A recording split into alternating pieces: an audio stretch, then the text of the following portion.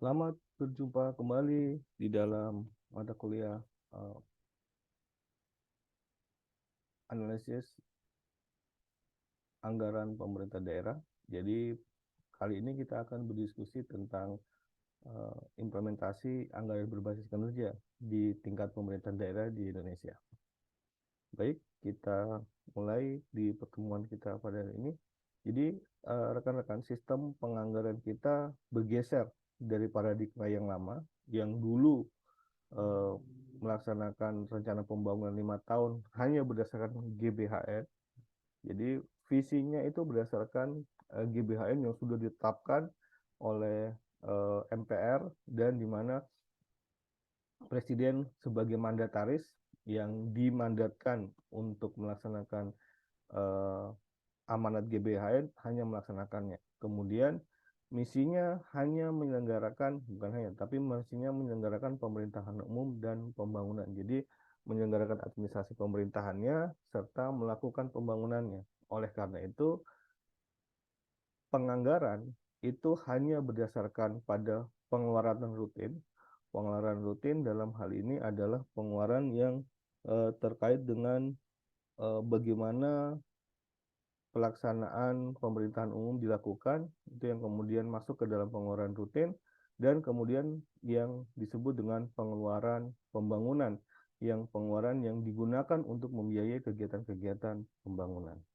Nah, sementara paradigma yang baru, kita melaksanakan program kerja yang didasarkan pada visi dari program pemimpin yang terpilih. Jadi sistem demokrasi membuat kita, masyarakat, memilih visi dan misi presiden, pemimpin yang sesuai dengan apa yang kita harapkan, apa yang sesuai dengan apa yang kita pilih, ya, sehingga yang menang itu adalah yang dipilih oleh masyarakat. Jadi masyarakat melalui skema demokrasi memilih presiden, memilih pemimpin daerah berdasarkan program kerja yang ditawarkan oleh calon-calon pemimpin tersebut kepada masyarakat. Nah, misinya adalah melaksanakan kerangka regulasi serta kerangka investasi dalam rangka pelayanan publik. Nah, jadi ini adalah dalam rangka pelayanan publik yang dituangkan dalam rencana kerja pemerintah. Nah, dari sinilah kemudian anggaran disusun berdasarkan rencana kerja tersebut dengan mempertimbangkan keuangannya. Nah, jadi kalau tadi implementasi dari pembangunan itu sudah ditentukan, kalau sekarang visi misinya itu bisa tidak terhingga, tapi pelaksanaan dalam anggarannya mempertimbangkan kemampuan keuangan negara, sehingga ketika teman-teman memilih pemimpin daerah itu benar-benar harus tahu benar kira-kira kapasitas keuangannya itu seperti apa, sehingga teman-teman akan bisa mengukur kira-kira janji-janji seperti ini pasti akan bisa dilaksanakan atau tidak. Janji-janji seperti ini eh, hanya sedikit kemungkinannya akan terimplementasi atau mungkin bisa jadi banyak. Nah, janji-janji apa yang realistis? Itu janji-janji yang sesuai dengan anggaran dan kemampuan negara, kemampuan keuangan negara. Nah, ini tadi pengeluaran berbasis pengeluaran rutin dan pengeluaran pembangunan. Kemudian kalau anggarannya dengan pendekatan anggaran terpadu dengan eh, mempertimbangkan banyak hal, ya. Kemudian kerangka pengeluaran jangka menengah, ya, atau berbasis dengan anggaran kinerja. Inilah yang akan kita bahas. Jadi anggarannya itu, penentuan anggarannya berbasis konsep anggaran kinerja. Anggaran kinerja itu apa? Nanti, seperti yang kita bahas di pertemuan sebelumnya, konseptualnya seperti itu. Jadi anggaran yang memfokuskan pada return on investment. Ya. Anggaran yang berbasis pada return on investment, di mana kita sangat memperhitungkan eh, pengeluaran yang kita belanjakan itu akan memberi dampak yang besar terhadap masyarakat. Nah, ini adalah pengertian anggaran berbasis kinerja di Indonesia. Nah, implementasinya di Indonesia, anggaran yang menghubungkan anggaran negara, ya, pengeluaran negara, dengan hasil yang diinginkan. Persis seperti kemarin ada bahwa anggaran itu akan menghasilkan sesuai dengan hasil yang diinginkan, yaitu output dan outcome. Sehingga setiap rupiah yang dikeluarkan dapat dipertanggungjawabkan kemanfaatannya. Ini yang kemudian konsep ROI-nya masih kena. Ya. Jadi anggaran yang dikeluarkan itu dapat dipertanggungjawabkan kemanfaatannya. Return-nya itu dapat dipertanggungjawabkan dalam bentuk kemanfaatan, bukan hanya kemanfaatan ekonomi, tapi mungkin juga kemanfaatan sosial atau yang lebih luas. ABK atau anggaran berbasis kinerja itu diciptakan untuk menciptakan efisiensi, efektivitas, dan akuntabilitas dalam pemanfaatan anggaran belanja publik dengan outcome dan output yang jelas, ya, sehingga semua anggaran yang dikeluarkan dapat dipertanggungjawabkan secara transparan ke masyarakat. Sehingga akuntabilitas apa yang dilakukan adalah ketika anggaran itu ditetapkan, maka anggaran itu akan digunakan untuk mendapatkan apa? Akan digunakan untuk menghasilkan apa? Output apa yang mungkin akan dihasilkan? Outcome apa yang mungkin akan didapat oleh pemerintah ketika melakukan investasi terhadap anggaran tersebut. Kemudian ini adalah anggaran berbasis kinerja. Penyusunan anggarannya memperhatikan keterkaitan antara pendanaan dan pengeluaran. Ini sesuai dengan PP ini. Kemudian anggaran berbasis kinerja diperlukan untuk apa yang diperlukan, ada indikatornya, standar biayanya, evaluasinya dari setiap program dan kegiatan. Jadi seperti kemarin, ada standar biaya, ada indikatornya. Nah, nanti kita akan susun bagaimana kita akan lihat bagaimana indikator itu tersusun dan bagaimana evaluasi kinerja itu dilakukan. Evaluasi kinerja itu dilakukan lewat teknis-teknis mekanisme sistem akuntabilitas kinerja pemerintah. Nah, ini dasar hukumnya Undang-Undang 17 Keuangan Negara, tentang perbendaharaan negara, ada undang-undang tentang pemerintahan daerah, ada tentang hubungan keuangan pusat dan daerah, serta tentang perencanaan pembangunan nasional itu sendiri. Jadi basisnya, karena kita akan bicara tentang outcome, output yang dihasilkan dari investasi dari anggaran kita, maka kita berbicara tentang apa yang kita rencanakan, sehingga terkait dengan apa yang kita rencanakan. Ini adalah prinsip-prinsipnya. Anggaran berbasis kinerja yang baik itu realistis, ya, artinya perencanaan mempertimbangkan kebutuhan yang sesungguhnya, ya, sehingga tidak menyimpang dari rencana. Jadi tidak mengada-ada, realistis bahwa memang yang dibutuhkan sebesar itu, transparan, terbuka, baik bagi masyarakat penerimaan maupun pengeluarannya. Hal ini memperkecil kesempatan penyalahgunaan anggaran. Jadi ketika teman-teman bisa lihat sistem penganggaran sekarang sangat transparan, sehingga memungkinkan publik untuk melihat kira-kira kalau yang ingin dicapai itu adalah menghasilkan A, menghasilkan B, maka realistis nggak sih kebutuhan anggaran seperti ini?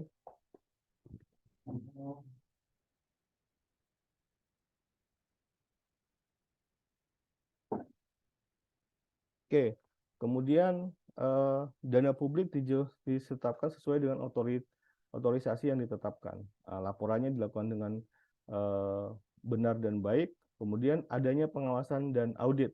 Ya. Jadi ini adalah prinsip-prinsipnya. Sampai kemudian adanya outcome yang harus dicapai sesuai dengan renstra, baik renstra pemerintah pusat maupun renstra yang ditetapkan oleh pemerintah daerah. Jadi yang paling penting adalah ini.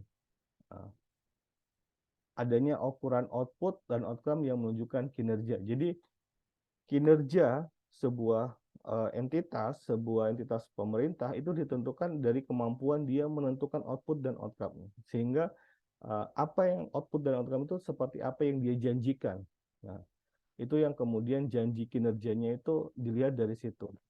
Output dan outcome-nya itu bagaimana dia men-setting itu. Nah, itulah yang penting untuk teman-teman ketahui ketika teman-teman melakukan analisis anggaran. Jadi anggaran ini kemanfaatan seperti apa, anggaran ini potensi penggunaan seperti apa, dilihat dari bagaimana anggaran tersebut ingin mencapai target kinerja tertentu.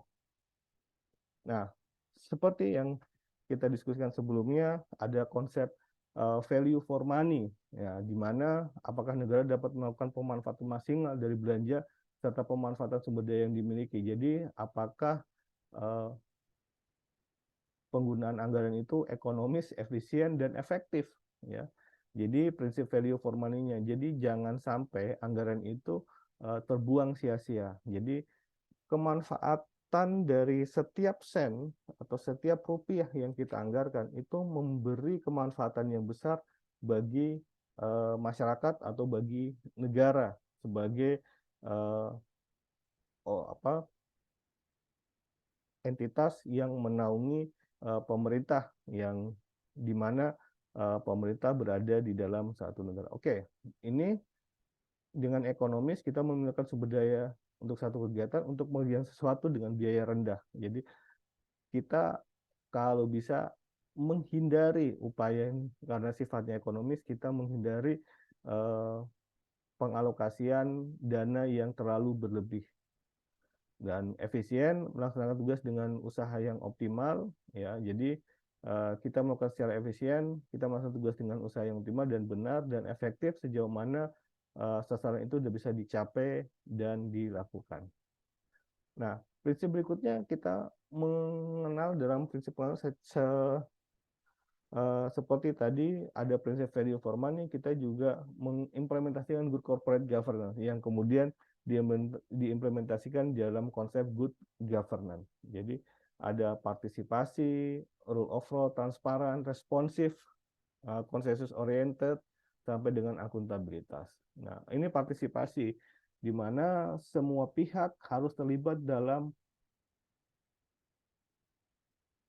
menetapkan anggaran, termasuk dengan proses pengawasannya. Jadi pelibatan publik tidak terbatas pada ketika aspirasi masyarakat itu dijaring untuk menentukan kira-kira output dan outcome apa yang memang akan dibutuhkan oleh masyarakat, tapi juga bagaimana melibatkan masyarakat untuk mengawasi implementasi kegiatan tersebut. Sehingga kalau teman-teman lihat, misalnya ada anggaran kegiatan A itu sebesar XX gitu, maka masyarakat bisa mengawasi sejauh mana perkembangan dari program tersebut dan seterusnya.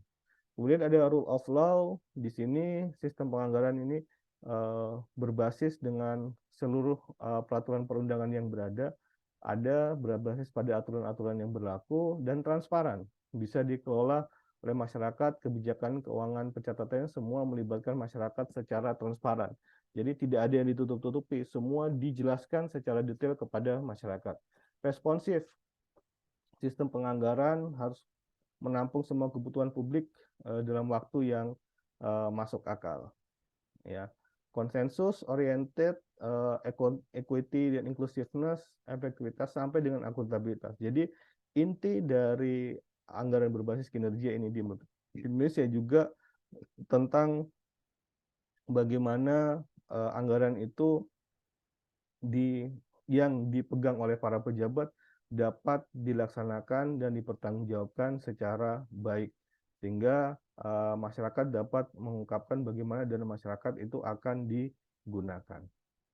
Nah, ini adalah tujuan berbasis kinerja, anggaran berbasis kinerja untuk memperoleh manfaat sebesar-besarnya dari penggunaan input yang terbatas. Jadi anggaran berbasis kinerja menunjukkan bahwa ini adalah implementasi dari konsep ekonomi di dalam pemerintah, agar pemerintah sangat berhati-hati di dalam menggunakan anggarannya. Itu pun kalau teman-teman lihat masih sering ada kebutuhan itu, kenapa KPK sering menangkap, ada yang markup, ada yang itu, karena konsepnya sejak tahun 2004 kita didorong untuk implementasi anggaran berbasis kinerja, sehingga seperti tadi anggaran berbasis kinerja itu berdasarkan oleh set kumpulan undang-undang yang berlaku. Nah, kumpulan undang-undang yang berlaku inilah yang kemudian digunakan, diimplementasikan oleh pemimpin-pemimpin atau pejabat-pejabat publiknya, sehingga jika ada markup, ada yang tidak sesuai dengan memanfaatkan sumber daya input yang terbatas ini, memanfaatkan APBN dengan hasil APBD juga dengan hasil yang tidak maksimal, maka dia bisa dikenakan bahwa dia melanggar undang-undang yang berlaku. Dan itulah kenapa KPK bisa mengangkat, selain dengan motif-motif yang ada di Undang-Undang Tipikor tentunya.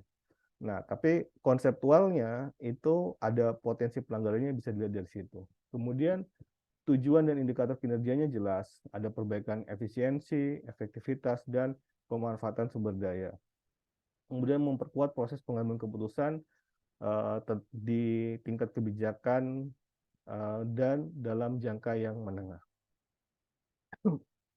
Ya, ini adalah kondisi yang diharapkan dari penganggaran berbasis kinerja.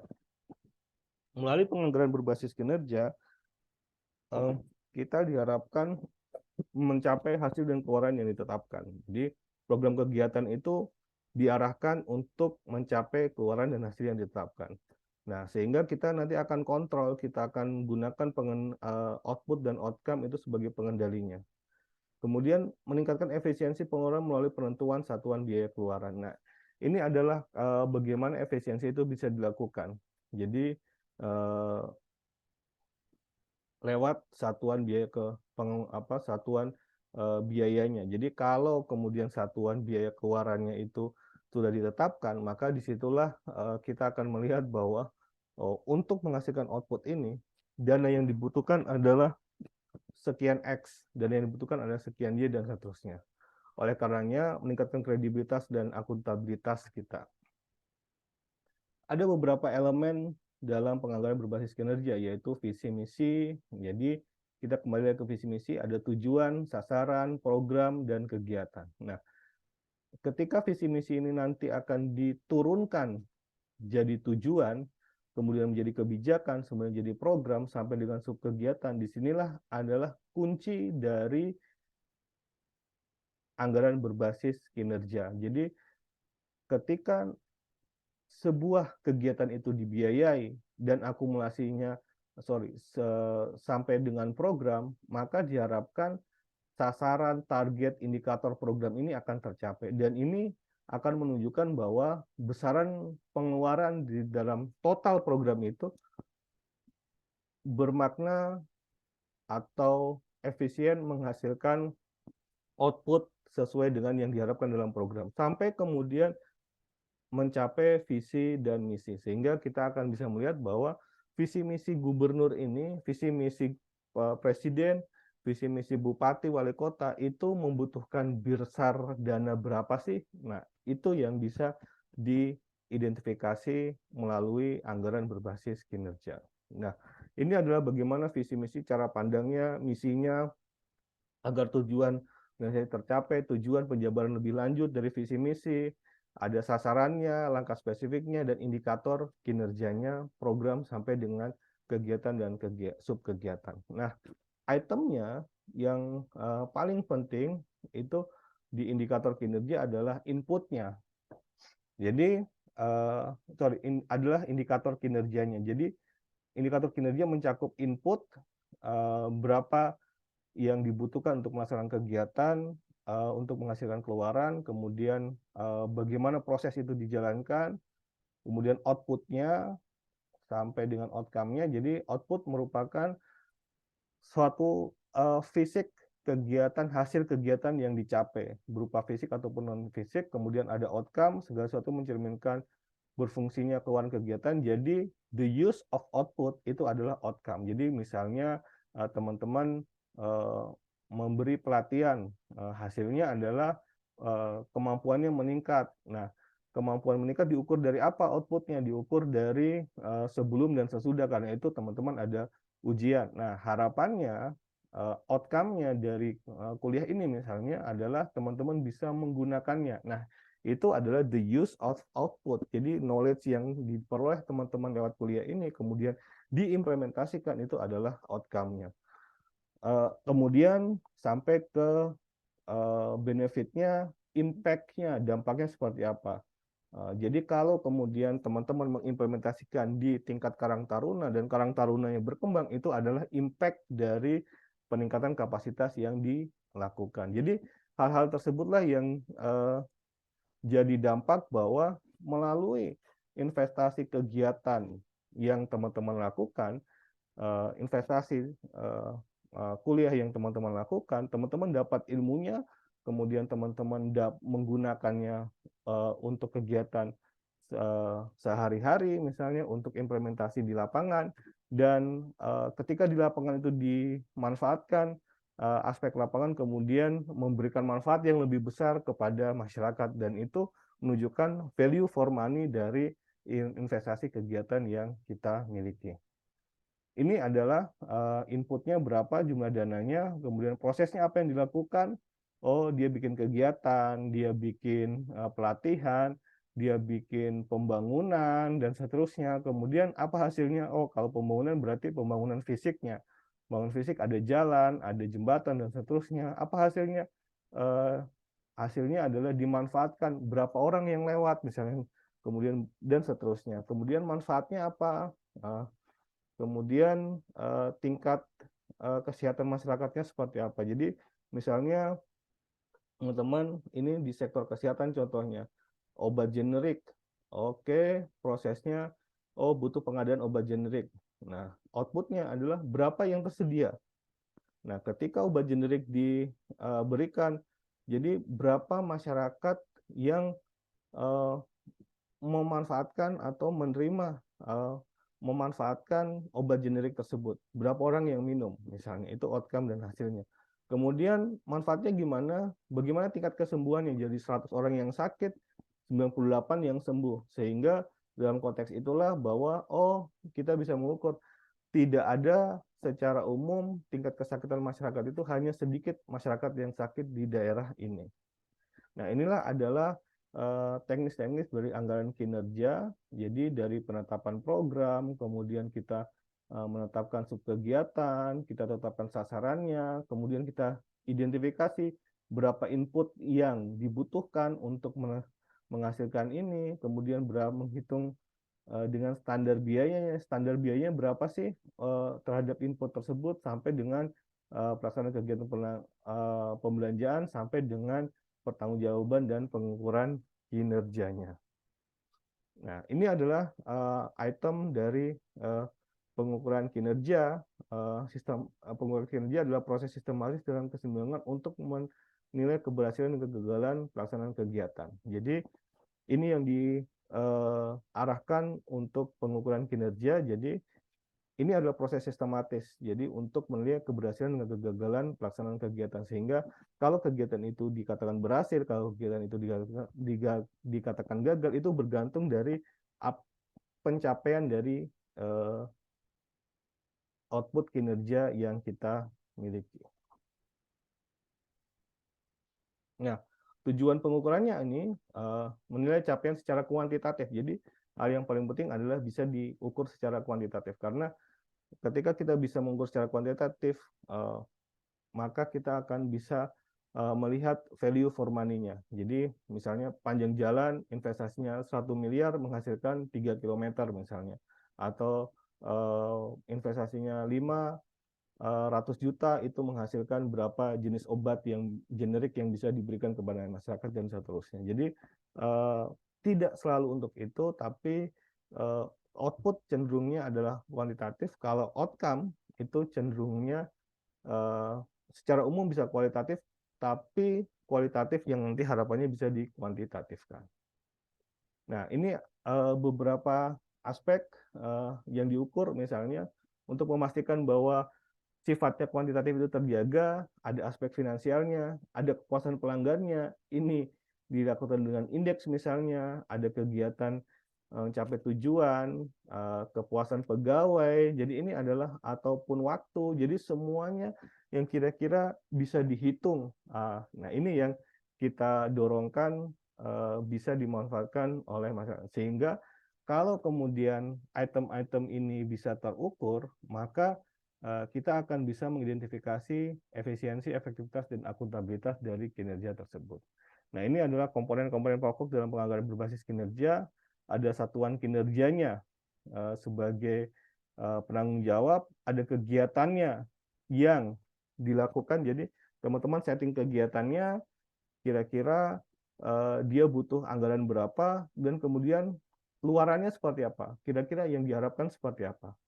Kemudian standar biayanya seperti apa, sampai dengan jenis belanjanya. Nah, ini aspek-aspek ini yang jadi teman-teman. Jadi untuk kegiatan ini berapa biaya yang dikeluarkan untuk barang dan jasanya, barang modalnya, atau untuk orangnya.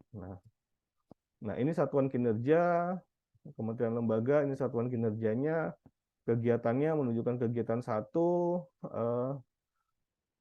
fungsi pokok satuan kinerja tersebut, menunjukkan tingkat eselonisasinya, subfungsi, sampai dengan menunjukkan kontribusi masyarakat, pemerintah terhadap masyarakat. Nah, ini standar biaya, ada standar biaya umum, ada standar biaya khusus yang digunakan di lokasi tertentu.